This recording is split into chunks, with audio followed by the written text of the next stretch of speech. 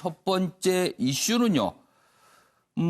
여당인 더불어민주당의 두 인물 요새 꽤 주목을 받고 있는데요.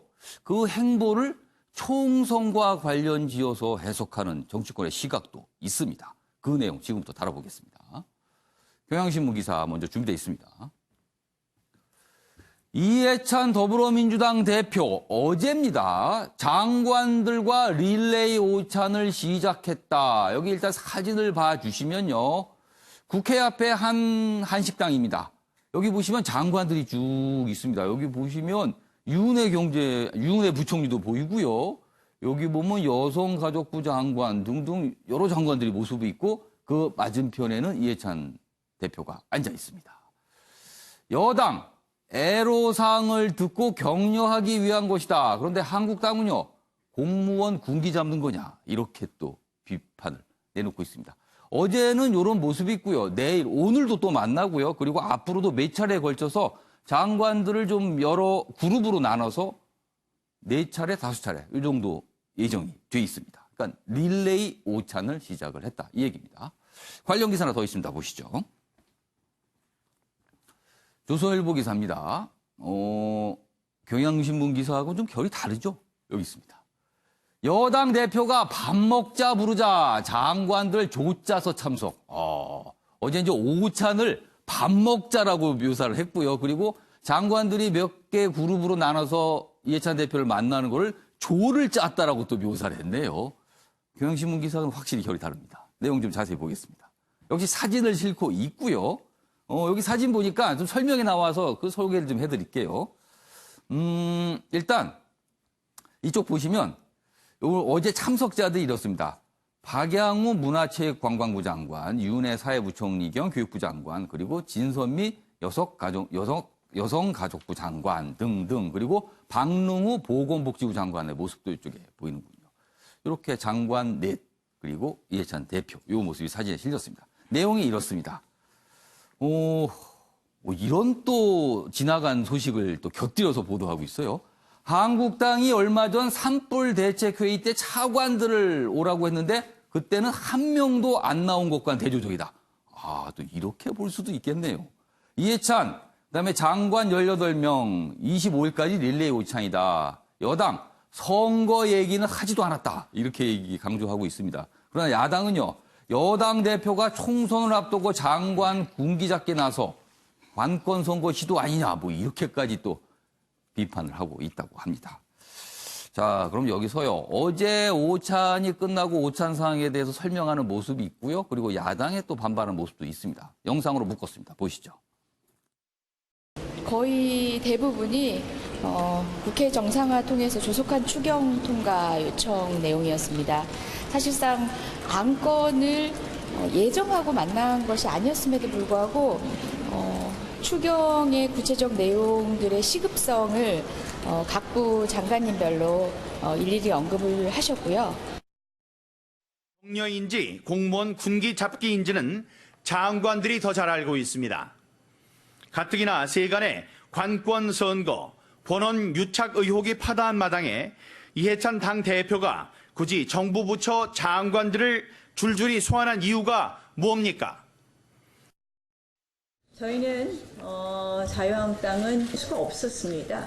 소상공인들 공무원으로 하여금 이렇게 자신들 정권 이익 계산기 두드려서 출석시키고 안 출석시키고 이것이 도대체 이 정권의 민낯입니다.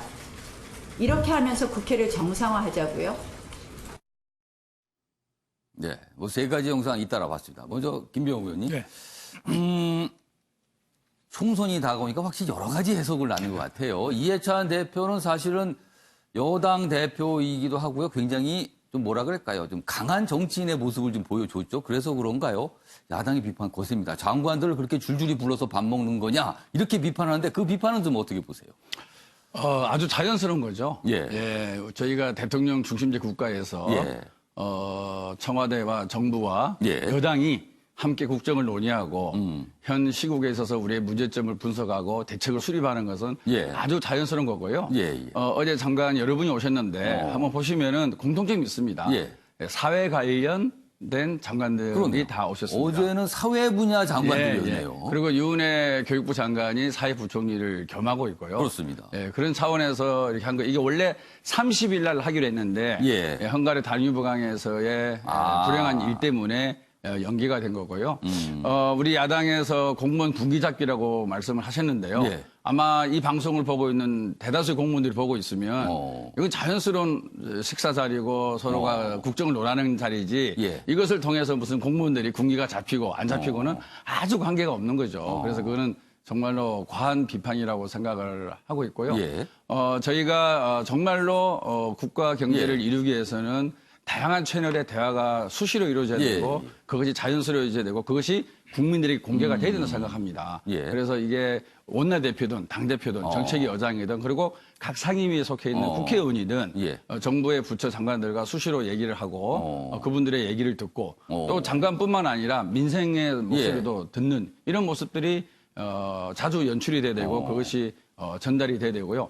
이것을 아까 또 민경욱 대변인께서는 예. 본원 유착이다. 예. 그런 말씀도 하시고 관건선거 이런 말씀하시는데요. 이게 다 국민의 눈높이에 맞지 않는 용어예요. 지금 21세기에 예. 어찌 관건선거가 있을 수 있겠고 예. 우리 국민들의 수준을 너무나도 무시하는 발언이라고 보고요. 예. 본원 유착 아마 우리 그 MBN도 그렇지만 예. 지금 대부분의 언론들이 우리 문재인 정부에 대해서 비판적 기사를 많이 쏟아내고 있지 않습니까? 근데 지금 또 이 권원 유착, 관권 선거, 예, 예. 줄 세우기 이런 구시대적이면서 국민의 정서하고는 맞지 않는 이런 용어들을 계속 남발하는 것이 예. 막말 퍼레이드도 좀 있어왔지만 예. 계속적으로 국민과 멀어져 가고 있지 않느냐 좀 안타깝고요. 예. 긍정적인 모습은 긍정적으로 봐주고 그리고 이 모습 속에서 우리가 어떻게 개선해야 될 것이냐 이런 것을 왜 논의하지 않았느냐 이렇게 알겠습니다. 응해주시는 게 국민의 정서와 부합한다고 생각하고 있습니다. 그러니까 당과 정부의 자연스러운 소통인데 그냥 소통으로 좀 봐달라. 그거를 왜 군기잡기로 봐냐 이런 말씀이시네요. 그리고 지금은 또 추경을 앞두고 있고요. 예. 여러 가지 아까 경제성장률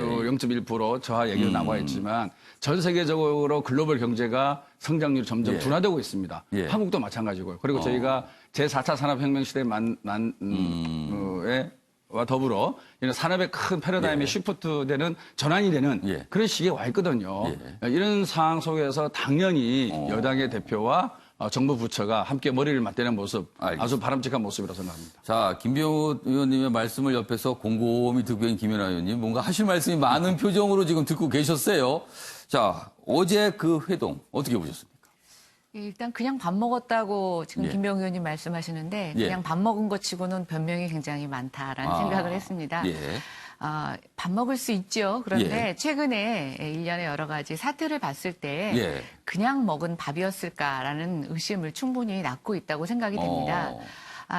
좀 전에 자료화면에서도 나왔지만 지난 자유한국당이 강원 산불과 관련해서 민생대책회의를 소집을 했었죠. 그렇습니다. 예, 그런데 바로 회의 시작 전에 모두 다 불참 통보를 했습니다.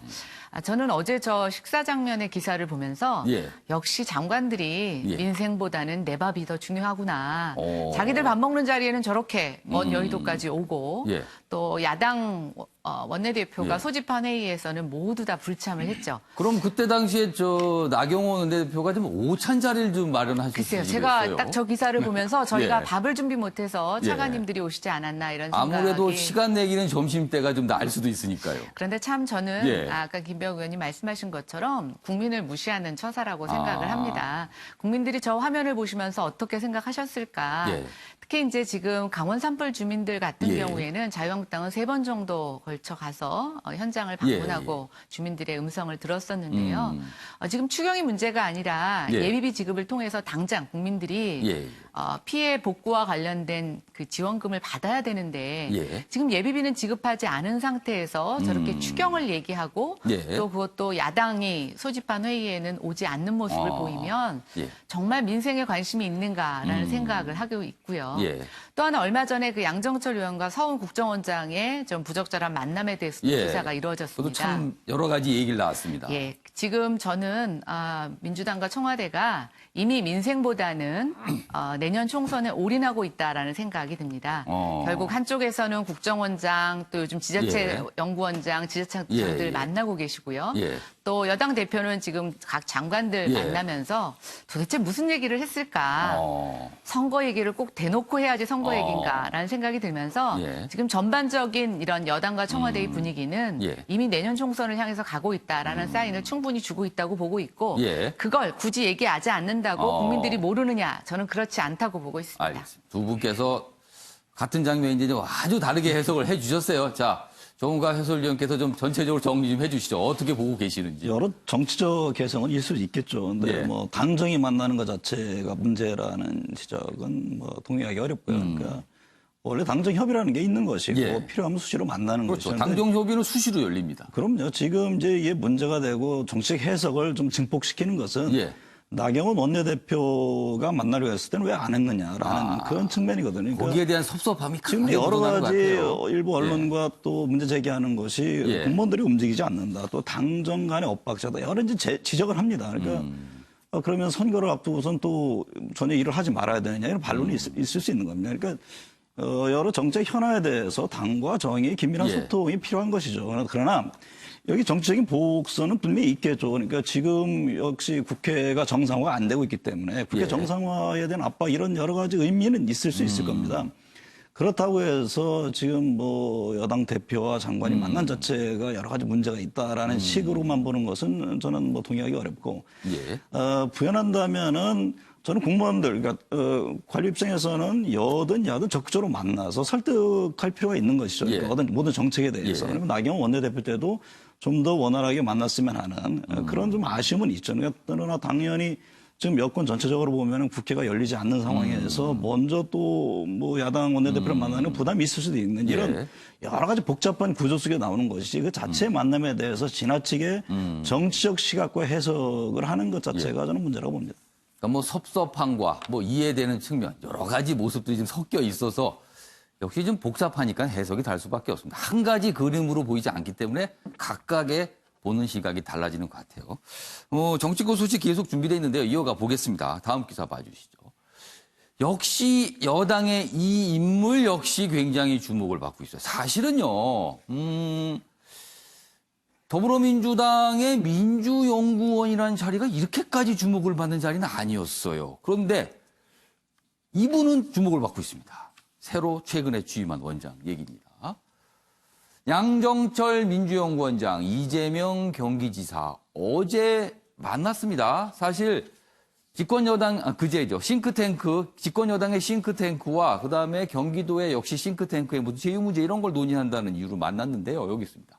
한밤 소주잔 대화다. 총선 대선 승리 큰 집이다. 서울신문은 이렇게까지 해석을 좀 하고 있군요.